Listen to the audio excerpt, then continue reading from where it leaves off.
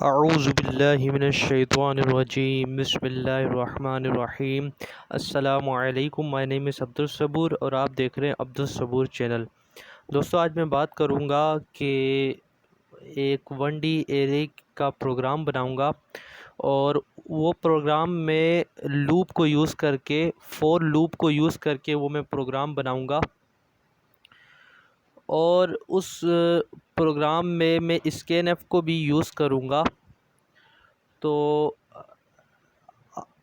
जिसने भी मेरी पिछली वीडियो नहीं देखी वन डी एरे वाली कि वन डी एरे क्या होता है, अगर किसी को ये नहीं मालूम कि वन डी एरे क्या होता है तो सबसे पहले वो मेरी पिछली वीडियो देख ले। मैं उस वीडियो की लिंक डिस्क्रिप्शन में दे दूँगा और ताकि वो वन डी एरे के बारे में समझ सके कि वन डी एरे होता क्या है। और आज मैं वन डी एरे की एक एग्ज़ाम्पल हम देखेंगे वन डी एरे की, जिसमें हम लूप को और स्कैनएफ को यूज़ करके प्रोग्राम बनाएंगे। तो मैं डेफ सी प्लस प्लस की तरफ बढ़ता हूँ। मैंने डेफ सी प्लस प्लस को ओपन कर लिया।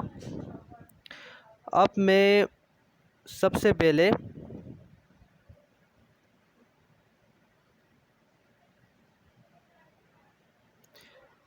मैं सी लैंग्वेज की लाइब्रेरी लिखूँगा। सी लैंग्वेज की लाइब्रेरी है हैश, क्योंकि आपको मालूम है जैसा कि कोई भी प्रोग्राम बनाने से पहले आप सी लैंग्वेज की लाइब्रेरी लिखते हैं। तो सी लैंग्वेज की लाइब्रेरी है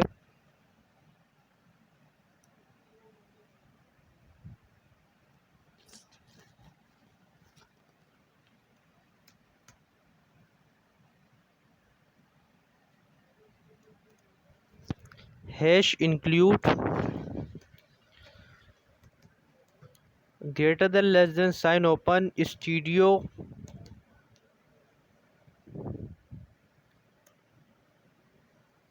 डॉट एच, फिर मैन,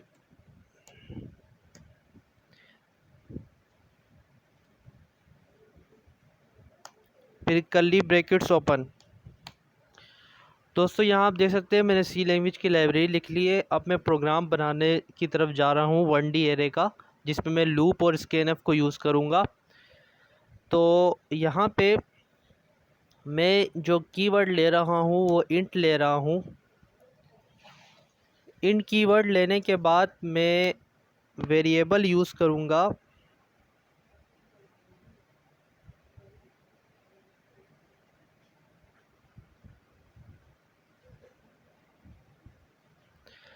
इन कीवर्ड लेने के बाद मैं एक वेरिएबल का नेम लेता हूँ। जैसा कि आपको एरे का स्ट्रक्चर मालूम होना चाहिए कि एरे का स्ट्रक्चर क्या होता है या एरे का वन डी एरे का सिंटैक्स क्या होता है। मैं पिछली वीडियो में बता चुका हूँ कि वन डी एरे का सिंटैक्स क्या होता है। मैं यहाँ भी लिख देता हूँ कि वन डी एरे का सिंटैक्स क्या होता है।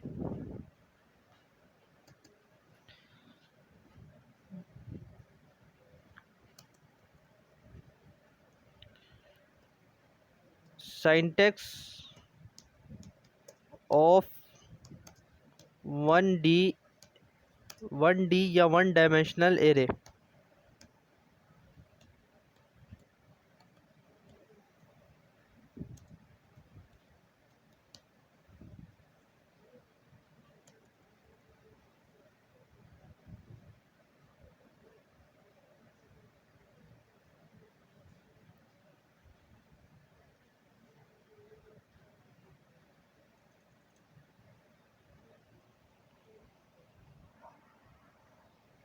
और यहाँ पे मैं सिंटैक्स लिख देता हूँ।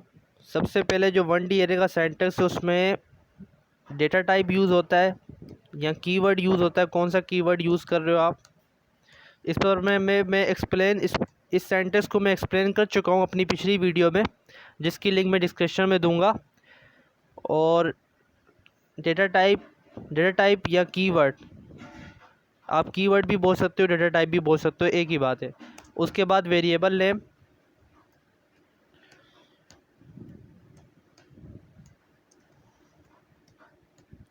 उसके बाद एरे का साइज़ ऑफ एरे,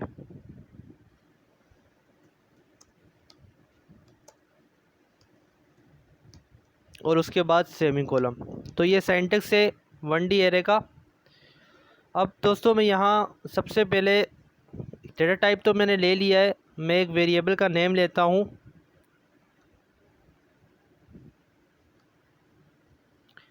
वेरिएबल का नेम मैं लेता हूँ सीड्स में वेरिएबल का नेम ले रहा हूँ, जिसे उर्दू में कुर्सियाँ बोलते हैं, सीड्स। और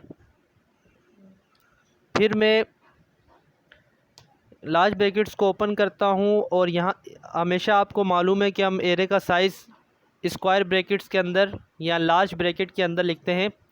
इसको स्क्वायर ब्रैकेट भी कह सकते हैं और आप इसको लार्ज ब्रैकेट भी कह सकते हैं। ये स्क्वायर ब्रैकेट भी है, लार्ज ब्रैकेट भी है।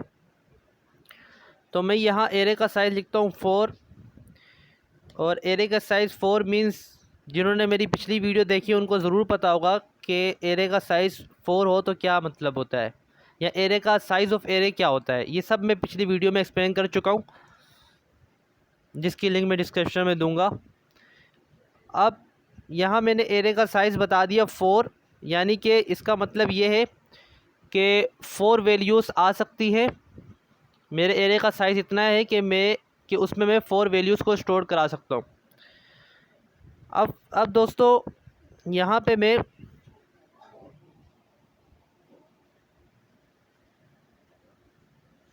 लूप के लिए एक वेरिएबल लूँगा जिसका नाम है ए वेरिएबल लेता हूँ, और टोटल के लिए यानी कि मैं चाह रहा हूँ कि जो मैं 4 वैल्यूज़ ऐड कराऊँगा उन 4 वैल्यूज़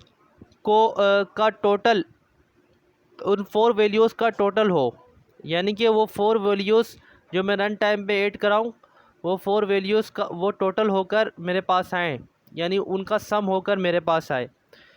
तो मैं क्या करूँगा कि मैं उसके लिए जो वर्ड यूज़ करूँगा वो टोटल यूज़ करता हूँ, और टोटल के बाद मैं =0 डाल देता हूँ, और फिर मैं सेमीकोलन डाल देता हूँ। दोस्तों यहाँ टोटल =0 का क्या मतलब है, इसके बारे में मैं आपको आगे चल के बताऊँगा।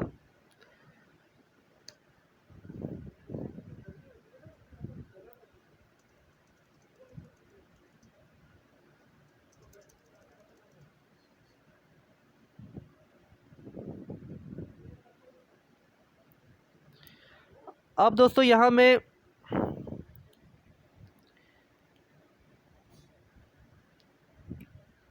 लूप यूज़ करूँगा, और लूप में फॉर लूप यूज़ करूँगा।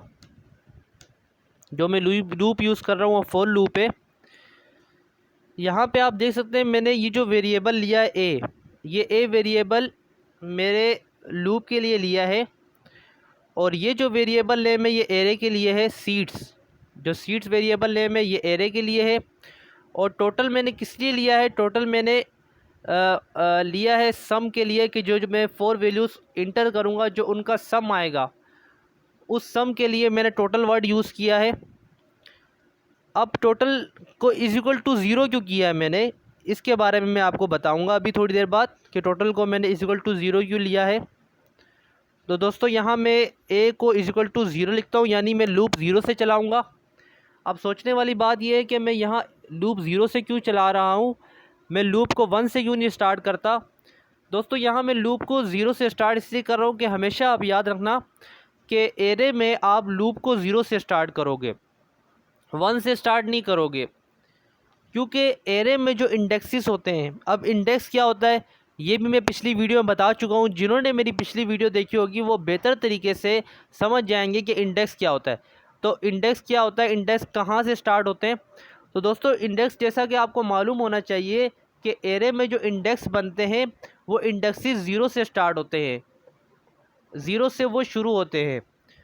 तो ये जो हमने ए लिया है, ये जो ए वेरिएबल लिया है, ये ए वेरिएबल इंडेक्सेस के लिए है, यानी जितने भी इंडेक्सेस बनेंगे, इंडेक्स 0, इंडेक्स 1, इंडेक्स 2, इंडेक्स 3, जितने भी इंडेक्सेस बनेंगे उन तमाम इंडेक्सेस के अंदर जो वैल्यूज़ होंगी 0, 1, 2, 3 वो एक ए के अंदर होंगी, ए वेरिएबल में वो स्टोर्ड होंगी। तो दोस्तों यहाँ ये जो ज़ीरो है ये ज़ीरो नहीं है, ये सिर्फ ज़ीरो नहीं है बल्कि ये इंडेक्स ज़ीरो को शो कर रहा है। यानी कि ये किसको शो कर रहा है, ये इंडेक्स ज़ीरो को शो कर रहा है। तो अगर मैं यहाँ a इज़िकल टू 1 लिख दूँ तो फिर क्या होगा कि जो मैंने वैल्यू इंडेक्स ज़ीरो में स्टोर कराई होगी वो वैल्यू तो फिर मैं क्या करूँ, फिर क्या होगा कि मेरे पास जो लूप चलेगा वो 1 से लेकर 3 तक चलेगा। यानी कि जैसा कि मैंने यहाँ साइज़ लिखा है 4, तो साइज़ कितना है एरे का 4 है, तो कितने मेरे इंडेक्सेस बनेंगे, मेरे 4 इंडेक्सेस बनेंगे। और मैं आपको बता दिया कि इंडेक्सेस जो है 0 से स्टार्ट होते हैं, तो फिर मेरे इंडेक्सेस कहाँ से स्टार्ट होंगे और कहाँ एंड होंगे, मेरे इंडेक्स 0 से शुरू होगा और इंडेक्स 3 में मेरा एंड हो जाएगा। यानी कि मेरा लूप 0 से चलेगा और 3 में मेरा लूप जाके एंड हो जाएगा। इंडेक्स 3 में मेरा लूप एंड हो जाएगा, या मैं सिंपल कहूँ तो लूप 0 से चलेगा और 3 में एंड हो जाएगा और 3 से आगे नहीं जाएगा, क्योंकि मैंने 4 इंडेक्सेस यानी कि जो साइज़ रखा है एरे का वो 4 है। ये आपको और बेहतर तरीके से समझ आ जाएगा जब हम आगे चलेंगे। तो यहाँ मैं a <4 कर देता हूँ और फिर मैं सेमी कॉलम डाल के a++ कर देता हूँ और स्मॉल ब्रैकेट्स ओपन कर देता हूँ। और यहाँ पे दोस्तों याद रखना, हमेशा फॉर लूप में सेमी कॉलम नहीं आता है एंड में। जब आप फॉर लूप में 4 यूज़ कर रहे हो और 4 के बाद आप स्मॉल ब्रैकेट्स लगाते हो और स्मॉल ब्रैकेट्स के अंदर ये जो आप कंडीशन लिखते हो और जो वेरिएबल के आगे कोई भी वेरिएबल लेते हो और उसमें जहाँ से आपको लूप स्टार्ट करना होता है वहाँ वो वैल्यू लिखते हो, तो हमेशा याद रखना कि उसके एंड में जो है ना वो सेमी कॉलम नहीं आता। तो दोस्तों यहाँ आप देख सकते हो कि मैंने यहाँ तक इसको लूप को यहाँ तक लिखा और मैंने आपको बताया था कि लूप 0 से स्टार्ट होगा और 3 तक एंड हो जाएगा। उसकी एक वजह ये भी है कि मैंने यहाँ कंडीशन दी है a<4। a<4 का मतलब ये है कि लूप 0 से स्टार्ट होगा 3 तक एंड इसलिए होगा क्योंकि लूप जब 4 तक पहुँचेगा तो रुक जाएगा, यानी वो आगे रन नहीं होगा, आगे लूप रन नहीं होगा, यानी कि 3 तक लूप रुक जाएगा। अब दोस्तों यहाँ पे मैंने कर्ली ब्रैकेट्स, यहाँ पे मैं कर्ली ब्रैकेट्स ओपन करता हूँ जैसा कि लूप का स्ट्रक्चर है, तो लूप को कंप्लीट करता हूँ 4 को। यहाँ पे मैं दोस्तों पहले तो मैं printf एक मैसेज प्रिंट कराता हूँ आउटपुट के लिए। और मैंने आपको बताया था कि इस प्रोग्राम में मैं scanf को यूज़ करूँगा और scanf को यूज़ करके मैं आउटपुट में वो 4 वैल्यूज़ लिखूँगा। रन टाइम पे, प्रोग्राम के रन टाइम में मैं 4 वैल्यूज़ लिखूँगा। तो मैंने printf लिखा और एक मैं मैसेज आउटपुट में प्रिंट करा देता हूँ कि इंटर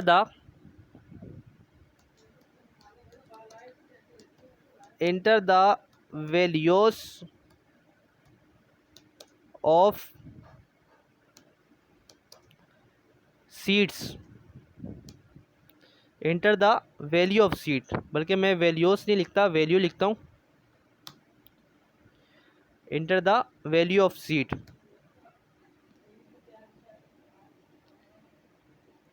और स्मॉल ब्रैकेट्स क्लोज करता हूँ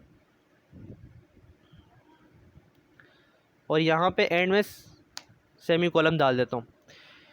अब दोस्तों यहाँ पे मैं जैसा कि आपको बताया कि मैंने scanf को यूज़ करना है, तो मैं यहाँ scanf यूज़ करता हूँ। मैं लिखता हूँ scanf लिख के small brackets open, double quotation open. और जैसा कि आपको मालूम है कि मैंने जो कीवर्ड यूज़ किया वो इंट यूज़ किया है। तो दोस्तों आपको मालूम होना चाहिए कि इंट कीवर्ड के लिए आपके पास जो फॉर्मेट स्पेसिफायर होता है या सिंबल होता है वो %d होता है सी लैंग्वेज में। तो यहाँ मैं %d को यूज़ करता हूँ। यहाँ मैंने %d लिख दिया। %d लिखने के बाद यहाँ एम्परसेंड का साइन यूज़ होता है कि scanf के स्ट्रक्चर अगर जिसको मालूम हो तो उसको पता होता है कि scanf में एम्परसेंड यूज़ होता है। और यहाँ पे फिर मैं एक एरे का जो वेरिएबल नेम मैंने लिखा था जो मैंने वेरिएबल नेम एरे का लिया था सीट्स, वो सीट्स मैं यहाँ लिखूँगा।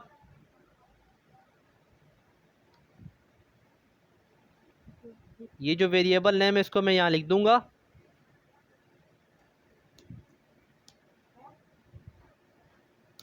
और फिर हमेशा आप दोस्तों आपको मालूम होना चाहिए कि जब भी एरे का वेरिएबल नेम आता है तो उसके साथ एरे का साइज़ भी आता है।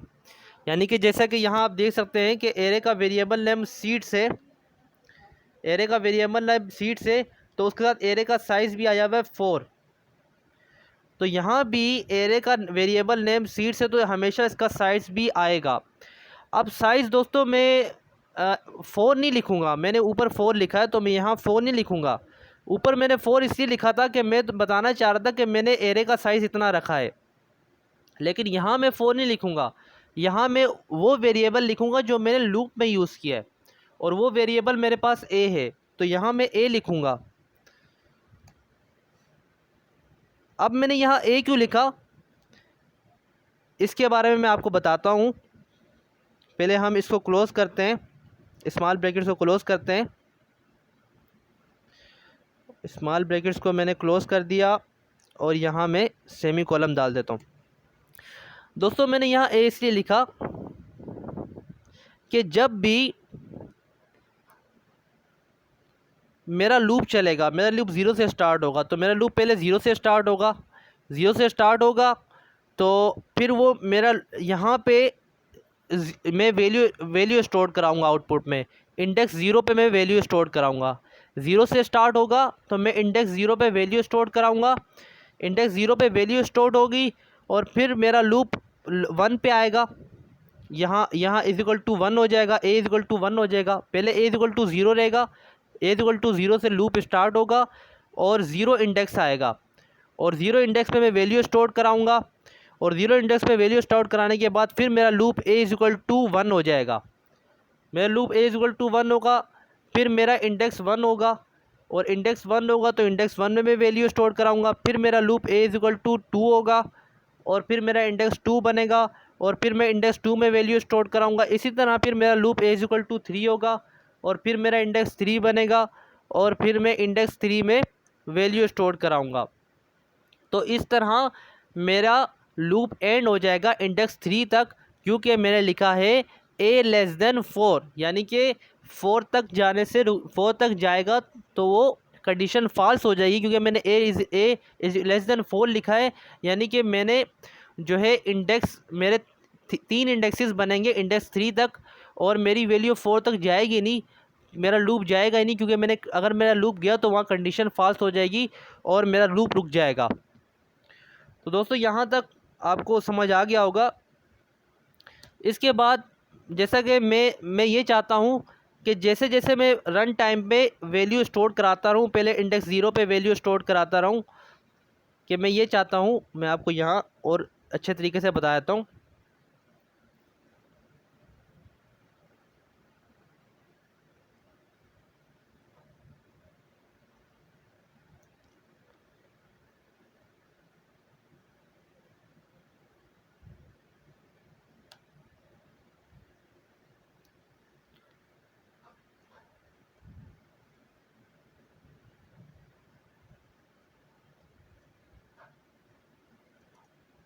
दोस्तों मैं ये चाहता हूँ कि जब मेरी वैल्यूज़ जो हैं वो रन टाइम पे मैं वैल्यूज़ स्टोर कराऊँ इंडेक्सेस पे।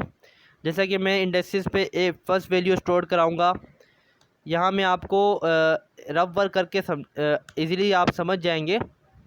मैंने इंडेक्स 0 पे वैल्यू स्टोर कराई, फॉर एग्ज़ाम्पल 45। फिर मेरा लूप आएगा इंडेक्स फिर मेरा लूप आएगा इंडेक्स 1 पे, और इंडेक्स 1 पे मैं वैल्यू स्टोर कराऊंगा, फॉर एग्ज़ाम्पल 45 इसमें भी स्टोर करा देता हूँ। फिर मेरा लूप आएगा इंडेक्स 2 में,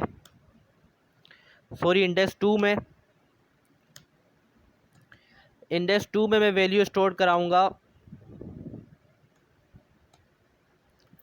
इसमें भी मैं 45 वैल्यू स्टोर करा देता हूँ। और फिर मेरा लूप आएगा इंडेक्स 3 में, इंडेक्स 3 में मैं वैल्यू स्टोर कराऊंगा, इसमें मैं 45 वैल्यू स्टोर करा देता हूँ। अब दोस्तों मैं चाहता हूँ कि जैसे जैसे मैं वैल्यू स्टोर कराऊँ, जैसे मैंने इंडेक्स 0 पे 45 वैल्यू स्टोर कराई, तो मेरे पास पहले इसका सम आए नीचे, यानी कि यहाँ पे मेरे 45 आए और फिर यहाँ पे 45 आए और फिर मेरा लूप आगे चले इंडेक्स 1 की तरफ आए। और जब मेरा लूप इंडेक्स 1 की तरफ आए तो फिर मेरा फिर क्या हो कि मैंने जो पहले इंडेक्स 0 में 45 वैल्यू स्टोर कराई है, वो 45 वैल्यू और जो इंडेक्स 1 में मैंने 45 वैल्यू स्टोर कराई है, ये 45 वैल्यू आपस में ऐड होकर मेरे पास आए। तो यहाँ इस तरह आए, इस तरह आए, इस तरह 90 आए। और फिर क्या करूँ, फिर जब मैं वैल्यू स्टोर कराऊँ इंडेक्स 2 में 45, जब मैं इंडेक्स 2 में 45 वैल्यू स्टोर कराऊँ तो फिर मेरे पास 90 में 45 ऐड होकर टोटल वैल्यू आए 135।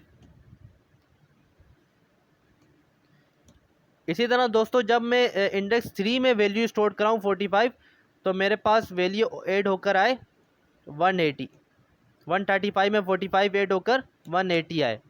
तो मैं चाहता हूं कि इस तरह मैं वैल्यू स्टोर कराऊं और इस तरह मेरा सम होता रहे। जैसे कि मैंने पहले 0 इंडेक्स पे वैल्यू 45 स्टोर कराई तो 45 ही आ गया क्योंकि 45 ही था।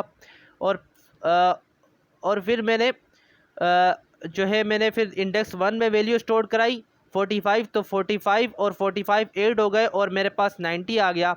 इसी तरह रन टाइम पे मैंने जब इंडेक्स 2 में 45 वैल्यू स्टोर कराई तो 90 प्लस 45 135 हो गया। इसी तरह मैंने इंडेक्स 3 में जब 45 वैल्यू स्टोर कराई तो 135 प्लस 45 180 हो गया। और दोस्तों यहाँ पे मैंने टोटल इज इक्वल टू 0 क्यों लिया, क्योंकि जैसा कि आपको मालूम है टोटल इज इक्वल टू 0 का मतलब ये है कि जब मैंने इंडेक्स 0 में 45 वैल्यू स्टोर कराई थी तो यहाँ पे 45 मेरा ऐड होगा, यानी कि मैंने टोटल इज इक्वल टू जो 0 लिया है। और तो मेरा क्या होगा कि 45 में मैं 0 को ऐड कराऊंगा। तो आपको मालूम है कि कोई भी चीज़ 0 से ऐड हो तो कोई उसमें उस वैल्यू कोई भी वैल्यू 0 से ऐड हो तो उस वैल्यू में कोई फ़र्क नहीं पड़ता। तो आंसर क्या आएगा मेरा 45 ही आएगा। इसी तरह यहाँ पे क्या होगा, यहाँ पे मैं 45 में 45 ऐड कराऊंगा और आंसर मेरा क्या आएगा, आंसर दोस्तों मेरा यहाँ आएगा 90 मेरा आंसर आएगा। दोस्तों यहाँ मैं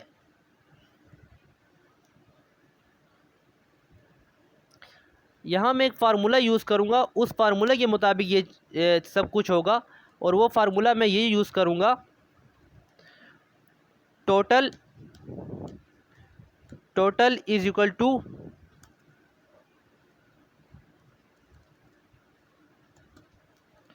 वो फार्मूला मैं ये यूज़ करूँगा, टोटल इज इक्वल टू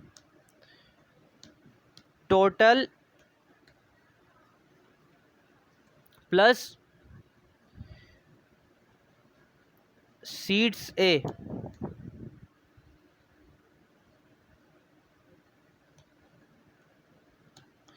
दोस्तों ये फार्मूला मैं क्यों यूज़ करूँगा, ये फार्मूला इसलिए यूज़ करूँगा कि जैसा कि आप देख सकते हैं मैंने टोटल इज इक्वल टू 0 लिया था। यहाँ मैं 0 लिख देता हूँ और यहाँ मैं 45 लिख देता हूँ। दोस्तों ये फार्मूला जो है, ये जो फार्मूला आप देख रहे हैं, ये फार्मूला इस तरीके से सॉल्व होगा, इस तरीके से सॉल्व होगा, इस तरीके से दोस्तों सॉल्व होगा। कैसे सॉल्व होगा कि दोस्तों जब मेरा लूप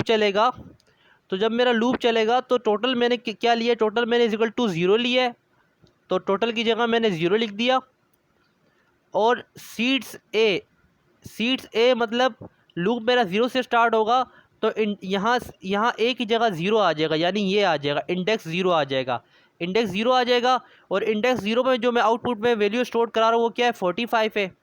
तो फिर सीड्स ए किसके इक्वल हो जाएगा दोस्तों, यहाँ 45 के इक्वल हो जाएगा। तो फिर 0 प्लस 45 किसके इक्वल होगा, 45 के इक्वल हो जाएगा। इसी तरह दोस्तों फिर मेरे पास जो टोटल हो जाएगा वो 45 हो जाएगा। फिर मैं क्या करूँगा, मेरे पास जो ये सीट्स ए है, फिर टोटल में दोस्तों ये जो टोटल है, ये टोटल मेरे पास क्या है 45 है, तो यहाँ मैं 45 लिख दूँगा। ये मैंने 45 लिखा हुआ है और फिर प्लस का साइन आएगा।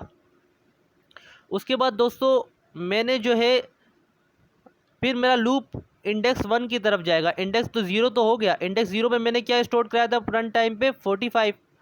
अब मैंने इंडेक्स 1 पे क्या, अब मेरा लूप कहाँ जाएगा, इंडेक्स 1 की तरफ जाएगा।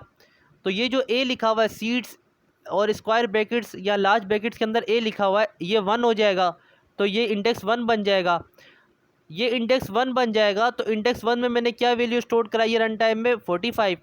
तो फिर यहाँ आप देख सकते हैं कि 45 टोटल का हो गया, फिर बीच में प्लस का साइन आ गया,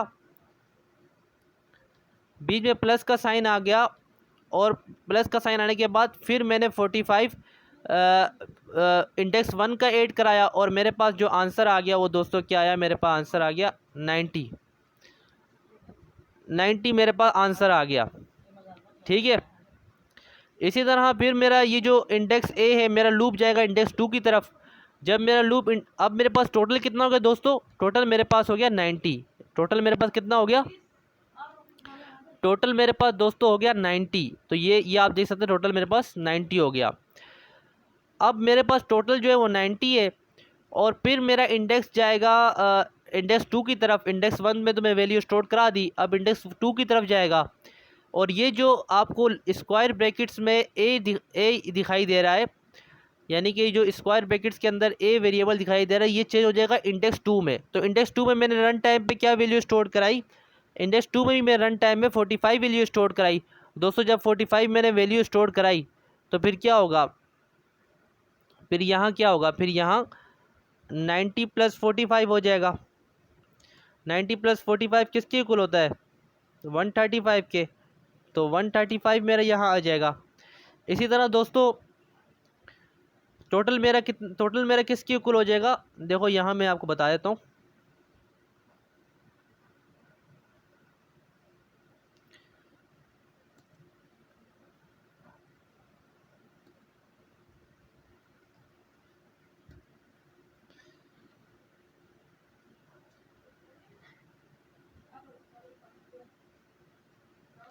यहाँ टोटल दोस्तों मैं टोटल किसके इक्वल हुआ था, यहाँ टोटल मेरा इक्वल हुआ था 90 के। टोटल किसके इक्वल हुआ था,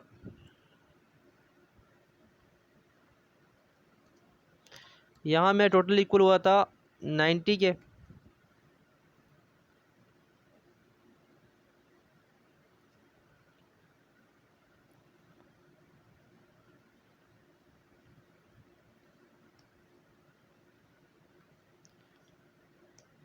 इसी तरह दोस्तों यहाँ मैं टोटल किसके इक्वल हुआ था,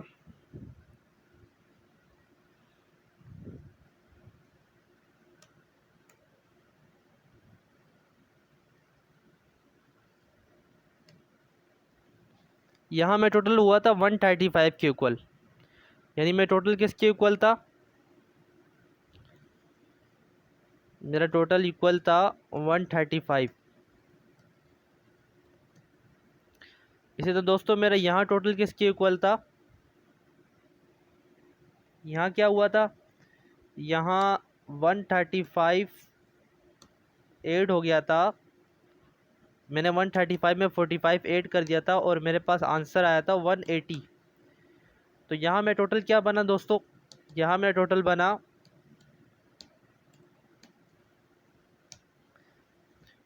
180।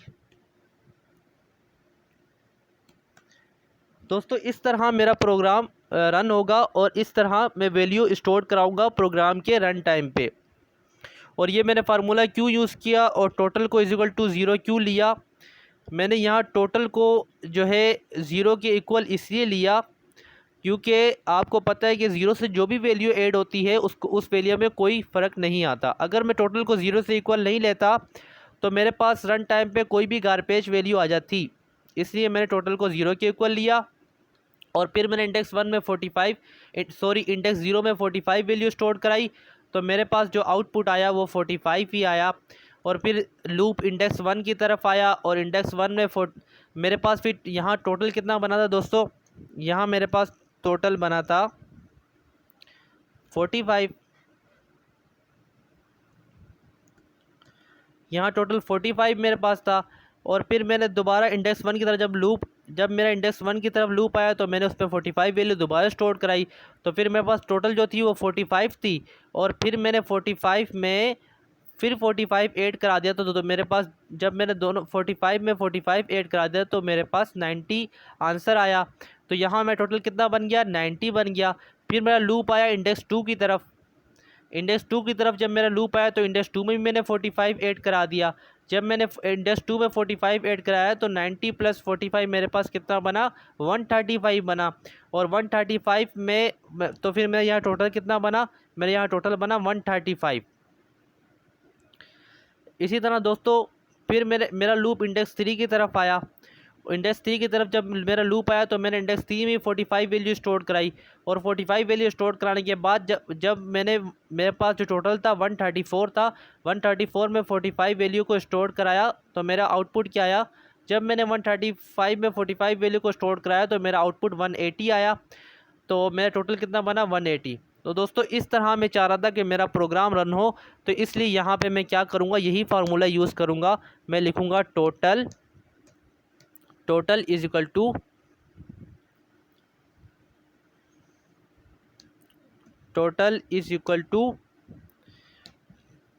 टोटल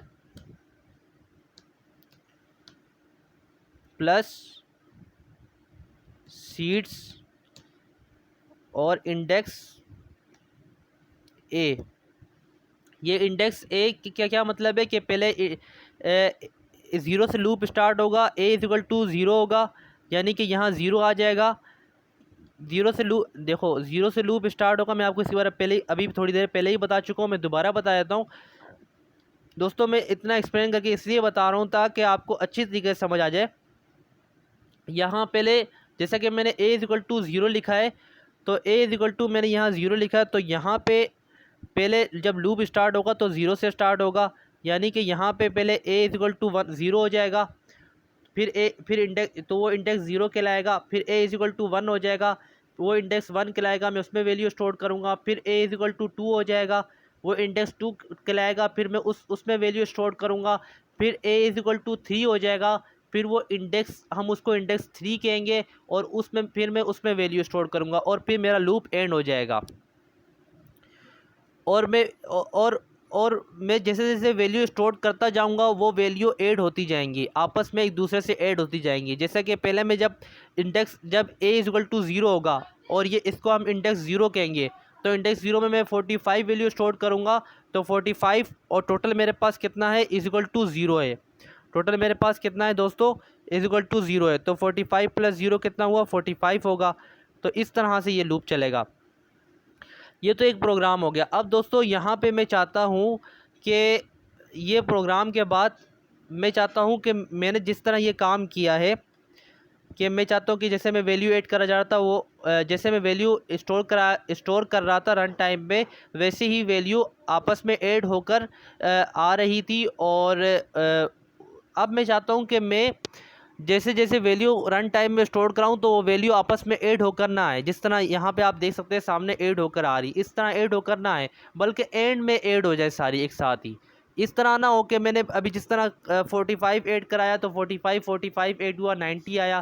फिर 90 में 45 ऐड कराया तो फिर वो जो है 90 में जब मैंने 45 ऐड कराया तो वो 135 हुआ। फिर 135 में जब मैंने 45 ऐड कराया तो 180 हुआ। मैं चाहता हूँ इस तरह ना हो, बल्कि मैं 4 वैल्यूज़ पहले रन टाइम पे स्टोर कराऊँ, वेरिएबल में स्टोर कराऊँ, इंडेक्सेस में स्टोर कराऊँ। और फिर जब मैं वैल्यू को स्टोर करा लूँ रन टाइम पे, जब रन टाइम पे मैं वैल्यू लिख दूँ और इंडेक्सेस में स्टोर करा दूँ, तो उसके बाद एंड में मेरे पास उसका टोटल आ जाए। ऐसा ना हो कि मैं एक एक वैल्यू पुट करता जाऊँ, एक एक वैल्यू रन टाइम पे स्टोर कराता जाऊँ और वो साथ साथ ऐड होती जाए। मैं चाहता हूँ कि साथ साथ ऐड ना हो, बल्कि एंड में वो सारी वैल्यू एक साथ ऐड होकर आ जाए। तो उसके लिए भी मैं प्रोग्राम बनाऊँगा, और वो प्रोग्राम मेरा इस तरह होगा कि यहाँ पे पहले हम एक लूप को क्लोज़ करते हैं। एक लूप को क्लोज़ कर लिया। अब मैं एक और फॉर लूप यूज़ करूँगा यहाँ, उसके लिए भी मैं फॉर लूप यूज़ करूँगा। और उसमें डिफरेंट बस इतना होगा कि वो वैल्यू जो उसमें डिफरेंट इतना होगा कि जब मैं रन टाइम पे वैल्यू इंडेक्सेस में स्टोर करा रहा हूँगा, तो उस टाइम वैल्यू जैसे जैसे मैं स्टोर कराऊँगा वैसे वैसे ऐड नहीं होती रहेंगी, ऑटोमेटिकली खुद ब खुद वैसे वैसे ऐड नहीं होंगी, बल्कि वो जब मैं फोर वैल्यूज़ को रन टाइम पे इंडेक्सेस में स्टोर करा दूँगा, उसके बाद वो फोर वैल्यूज़ का एक साथ ही एंड में सम आ जाएगा। वो एक साथ स्टोर नहीं होंगी जिस तरह पीछे एक साथ स्टोर हो रही हैं। तो दोस्तों यहाँ मैं फॉर लूप दोबारा यूज़ करता हूँ और यहाँ मैं स्मॉल ब्रैकेट्स को ओपन करता हूँ और यहाँ पे मैं डबल कोटेशन नहीं आएगा, बल्कि यहाँ पे मैं दोबारा वही वेरिएबल लेता हूँ और यहाँ पे मैं लूप जैसे बिल्कुल उसी तरह होगा कि a इक्वल टू 0 और फिर यहाँ पे सेमी कोलम और फिर यहाँ पे a लेस देन 4 और उसके बाद a लेस देन 4 के बाद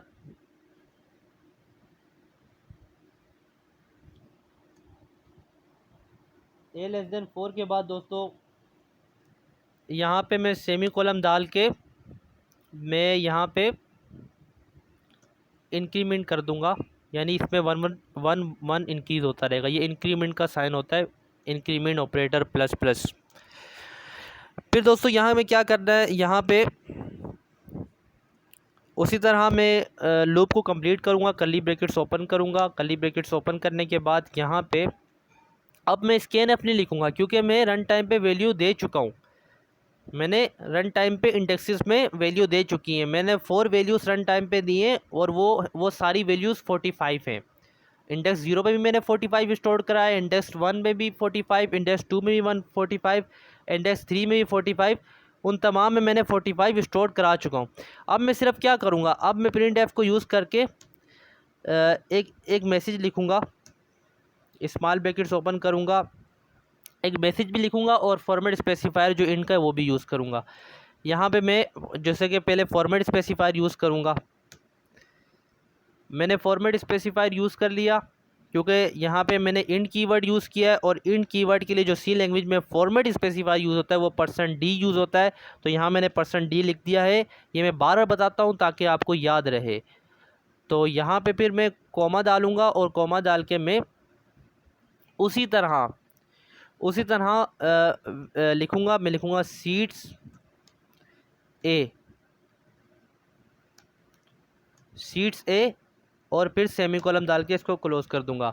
अब दोस्तों यहाँ पे क्या होगा कि मेरे पास मुझे अब मुझे जो है ज़रूरत नहीं होगी वैल्यूज़ को स्टोर कराने की, या वो चूँकि मैं पहले स्कैनफ के ज़रिए वो 45 तमाम वैल्यूज़ को 4 वैल्यूज़ को स्टोर करा चुका हूँ इंडेक्सेस में। अब यहाँ पे मेरे पास वैल्यूज़ खुद ब खुद आ जाएंगी। मुझे ज़रूरत नहीं होगी कि वैल्यूज़ को मैं स्टोर कराऊँ दोबारा 45 हर इंडेक्सेस में स्टोर कराऊँ, मुझे ज़रूरत नहीं होगी। तो ये खुद ब खुद आ जाएंगी। अब मैं यहाँ दोस्तों एक और टोटल मैं चाह रहा था कि उसका टोटल आ जाए, एक ही बार 4 वैल्यूज़ ऐड होकर उसका टोटल आ जाए। ऐसा ना हो कि one by one her value stored हो और उसका टोटल आए। मैं ये नहीं चाहता। मैं चाहता हूँ कि एक ही बार सारी वैल्यू स्टोर्ड हो और उसका टोटल मेरे पास आ जाए। तो उसके लिए मैं क्या करूँगा, मैं दोबारा प्रिंट एफ को यूज़ करूँगा। मैं लिखूँगा प्रिंट एफ लिखने के बाद स्मॉल ब्रैकेट्स को ओपन करके डबल कोटेशन को ओपन करूँगा और यहाँ पे मैं, बल्कि उससे पहले मैं एक काम करूँगा। मैं क्या करूँगा, मैं एक वर्ड यूज़ करूँगा सम, और यहाँ पे भी मैं उस वर्ड को लिख देता हूँ सम यूज़ करने के बाद दोस्तों यहाँ पे मैं इस इक्वल टू डालकर जितने भी इंडेक्सेस उनको मैं ऐड करूँगा। जैसा कि हमेशा याद रखना कि इंडेक्सेस वेरिएबल के साथ आते हैं। एरे को में सी लैंग्वेज में जब भी आप एरे को यूज़ करते हो तो आप वेरिएबल के नेम के साथ इंडेक्सेस लिखते हो। तो क्योंकि पता चलता है कि वो वैल्यू कौन से बॉक्स में स्टोर्ड है, कौन से इंडेक्स में स्टोर्ड है, ये शो करना होता है हमें। तो ये सीट्स आ गई। सीट्स आने के बाद मैंने स्क्वायर ब्रैकेट्स या लार्ज ब्रैकेट्स को ओपन कर लिया। इंडेक्स 0 से स्टार्ट होता है तो पहले मैंने 0 लिख दिया, फिर मैंने कॉमा डाला, फिर सीट्स आ गई, फिर मैंने लार्ज या स्क्वायर ब्रैकेट्स को ओपन कर लिया, फिर इंडेक्स 0 था, फिर इंडेक्स 1 हुआ, फिर मैंने सीट्स, यहाँ दोस्तों बीच में प्लस साइन आ जाएगा,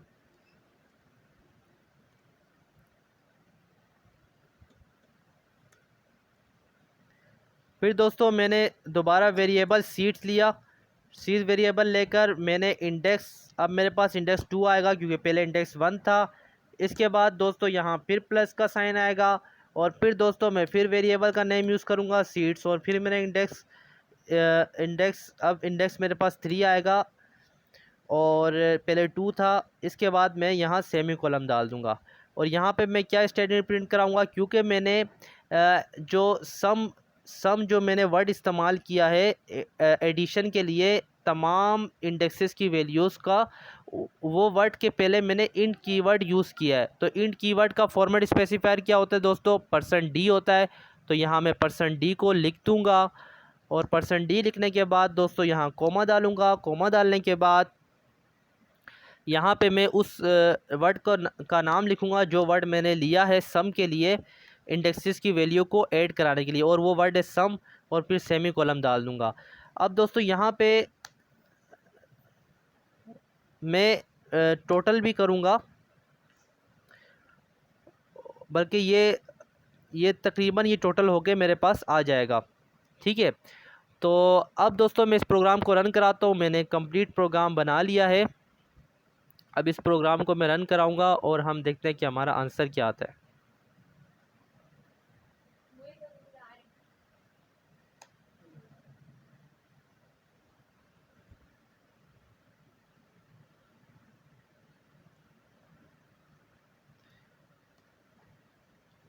इसको पहले मैं सेव कर लेता हूँ,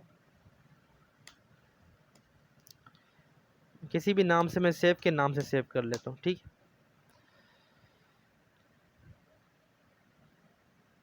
यहाँ ये एरर दे रहा है, ये एरर क्यों दे रहा है? यहाँ पे मैंने सेमी कॉलम डाल दिया।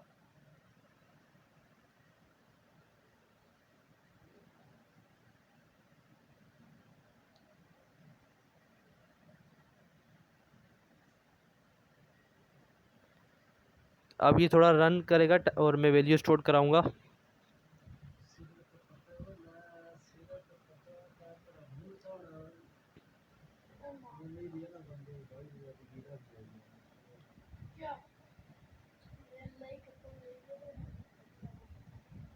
पहले दोस्तों यहाँ बोल रहा है enter the value of seat, पहले मैंने 45 उसी तरह स्टोर कराऊंगा। यहाँ पे एक प्रॉब्लम है, इसको हम पहले सॉल्व कर लें।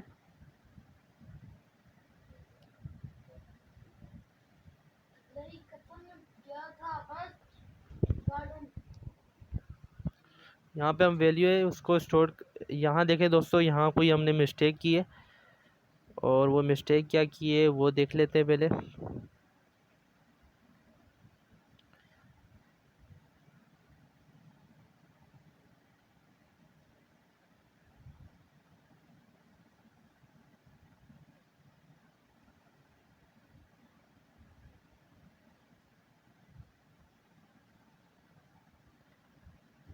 हमने प्रोग्राम सही बनाया, मैं दोबारा इसको रन कराता हूँ। यहाँ पे इसको मैं 45 लिखता हूँ, फिर 45। यहाँ पे देखिए दोस्तों इस तरह नहीं आ रही, मतलब ऐड होके नहीं आ रही वैल्यूज़। तो इसमें क्या प्रॉब्लम है ये हम देख लेते हैं।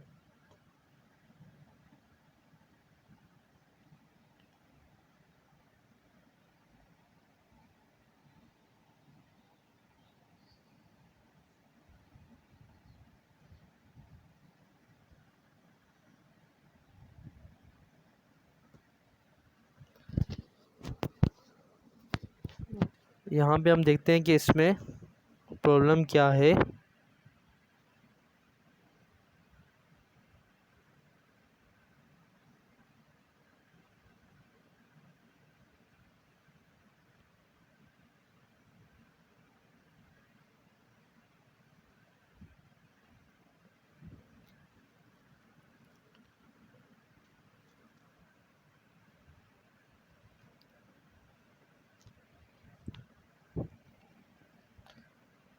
प्रोग्राम तो ओके है,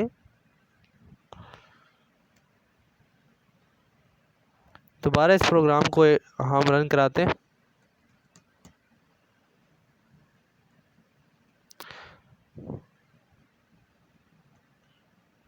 इसको यहाँ रन नहीं हो रहा, हम इसको कॉपी करके कंट्रोल सी और कंट्रोल एन कंट्रोल वी और दोबारा इसको रन कराते हैं। यहाँ मैं इसको कोई भी नाम दे देता हूँ, आर का नाम दे दिया।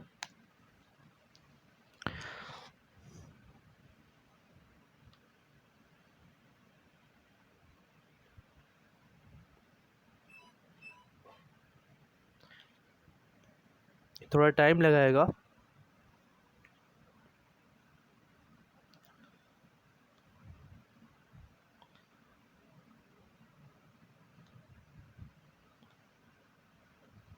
अब मैं इस वैल्यू को पुट करता हूँ, enter the value of seat,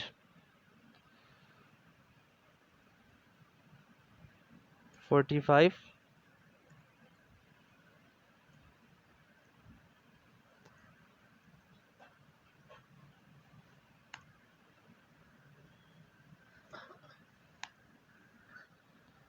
यहाँ ये प्रॉब्लम कर रहा है, ये ऐड होके वैल्यूज़ नहीं आ रही है हमारे पास।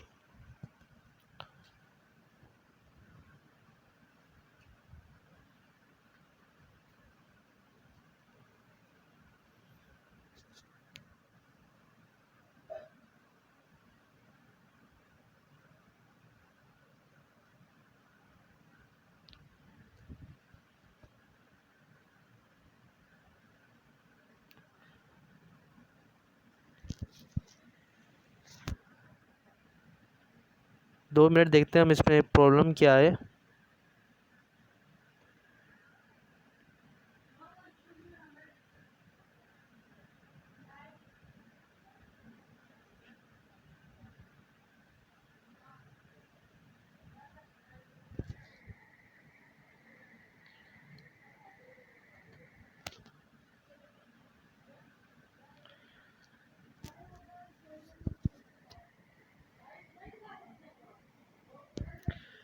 दोस्तों यहाँ पे हमने एक चीज़ मिस्टेक कर दी, उसको हम ठीक कर लेते हैं।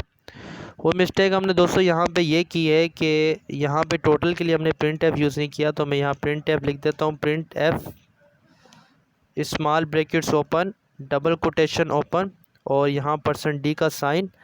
%d का साइन के बाद दोस्तों यहाँ कोमा आएगा।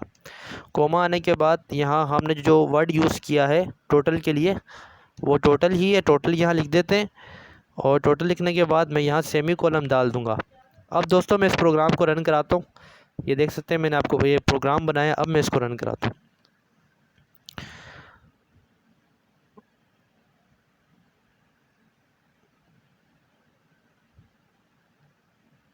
थोड़ा टाइम लेगा ये।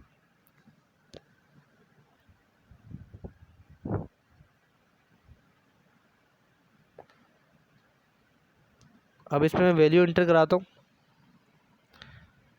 तो आप देख सकते हैं मैं वैल्यू इंटर करा रहा हूँ तो वैल्यू ऐड होकर आ रही है।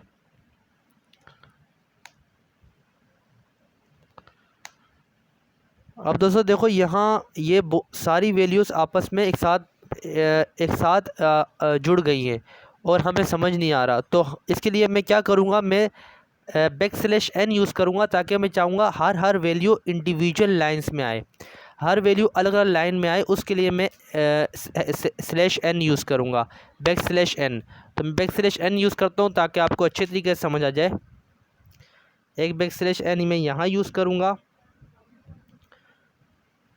फर्स्ट लूप के प्रिंट एफ में। फर्स्ट बार जो मैंने प्रिंट एफ में लूप यूज़ किया उस पर \n यूज़ करूँगा, और सेकंड में \n वहाँ यूज़ करूँगा यहाँ पे जहाँ मैंने सेकंड टाइम लूप यूज़ किया उसके प्रिंट एफ में मैं \n यूज़ करूँगा। और यहाँ पे जो मैंने सम के बाद प्रिंट एफ यूज़ किया है, सम वर्ड के बाद जो प्रिंट एफ यूज़ किया है वहाँ मैं \n यूज़ करूँगा। अब दोस्तों इस प्रोग्राम को मैं रन कराता हूँ। आप देखेंगे कि हर वैल्यू अलग अलग लाइन्स में आएंगी। तो यहाँ मैंने 45 लिखा, 45 लिख के ये 45 आ गया। फिर मैंने 45 लिखा तो ये देखिए, यहाँ देखिए ये 90 आ गया। और फिर मैंने 45 लिखा तो यहाँ देखिए, सॉरी ये अभी दोबारा करते हैं। ये मैंने 45 लिखा और फिर मैंने 45 लिखा और ये देखें यहाँ 90 आ गया। फिर मैंने 45 लिखा, यहाँ 135 आ गया। फिर मैंने 45 लिखा, यहाँ 180 आ गया। दोस्तों ये देखें, साथ साथ मेरे सम होते हुए वैल्यूज़ भी आई, और फिर मैं चाहता था कि मैं अलग अलग वैल्यूज़ आए और जो सम है वो अलग अलग आए। तो यहाँ देखिए 45 आया, और यहाँ जो ये फॉरवर्ड स्लैश एन आ रहा है, असल में मेरे को यहाँ बैक स्लैश एन लगाना था, तो मैंने फॉरवर्ड स्लैश एन लगा दिया, जिसकी वजह से वो आउटपुट में प्रिंट हो गया। मैं बैक स्लैश एन लगाऊंगा तो ये गायब हो जाएगा, और ये 180 मेरे अलग लाइन में आ जाएगा। तो इस तरीके से भी हमने प्रोग्राम बना के चेक कर लिया कि जैसे जैसे आप वैल्यू ऐड कराओगे वैसे वैसे जैसे जैसे आप वैल्यू आउटपुट में रन टाइम में स्टोर कराओगे, प्रोग्राम के रन टाइम पे जैसे जैसे जैसे आप इंडेक्सेस पे वैल्यू स्टोर कराओगे, वैसे वैसे वैल्यू वो ऐड होते होते आएंगी, आपस में ऐड होते होते आएंगी। और अगर आप चाहते हो कि वो वैल्यूज़ जैसे जैसे आप वैल्यू इंडेक्सेस में स्टोर कराओ प्रोग्राम के रन टाइम पे, और वो वैल्यूज़ आपस में ऐड होकर नहीं आए, बल्कि वो एक ही बार ऐड हो जाए, तो उस तरह भी हमने देख लिया कि यहाँ आप देख सकते हैं 45 45 45 45, और ये हमने ये वैल्यूज़ आई और ये वैल्यूज़ आई, और ये एक ही बार उनका टोटल आ गया। अब दोस्तों इसको, ये जो 180 आया, इसको नेक्स्ट लाइन में लाने के लिए यहाँ मैं क्या करूँगा, सिर्फ यहाँ मैं इतना डिफरेंस करूँगा, यहाँ बैक स्लैश लगा दूँगा। अब मैं इसको रन कराता हूँ।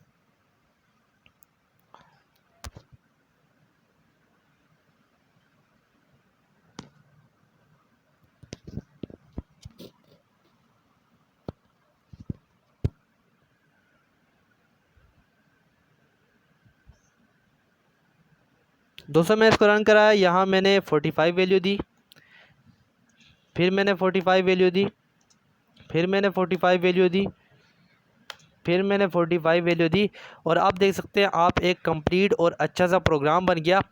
तो दोस्तों आज मैंने आपको बताया कि हम 1D का प्रोग्राम लूप को यूज़ करके और स्कैनएफ को यूज़ करके किस तरह बना सकते हैं। तो यहाँ आप देख सकते हैं, यहाँ मैं इसको थोड़ा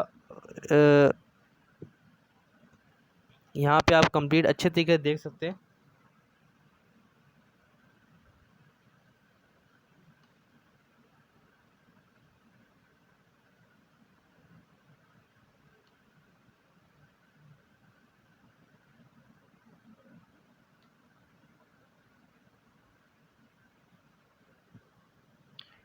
तो दोस्तों अगर आपको मेरी वीडियो अच्छी लगी तो आप मेरे चैनल को सब्सक्राइब करें, बेल आइकन के बटन को प्रेस करें, ताकि आने वाली मज़ीद वीडियोस आपको मिल सके।